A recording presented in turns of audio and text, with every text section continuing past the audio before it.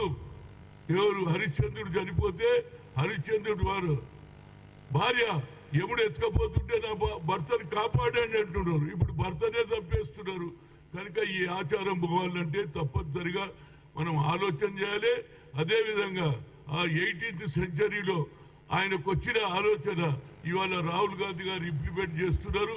బడుగు మొదలైన వర్గాల గురించి సామాజిక న్యాయం జరగాలని మా నాయకుడు కోరుతున్నాడు. కాబట్టి దాన్ని తప్పనిసరిగా మా రాష్ట్రంలో ఇంప్లిమెంట్ చేస్తాం.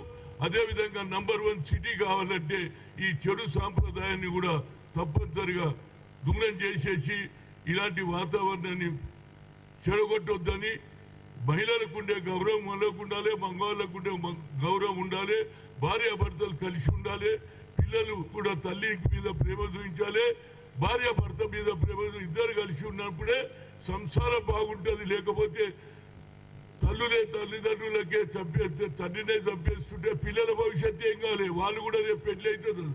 ఇదే విధంగా ఏదైతే లవ్ అఫేర్స్ జరుగుతుందో ఈ లవ్ అఫేర్స్ పక్కకు పెట్టి ఆలోచన చేయండి. మీ లవ్ అఫేర్ తెలియకుంటే కావాలంటే మీరు పెళ్లి చేసుకోండి.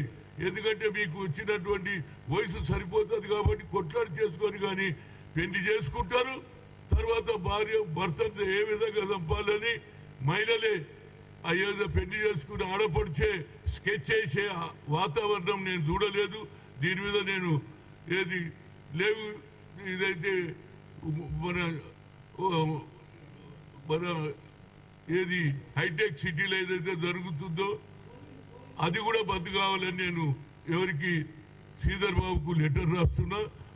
అన్నిటికంటే మించింది ఏంటంటే ఈ వాతావరణాన్ని చెడగొట్టడానికి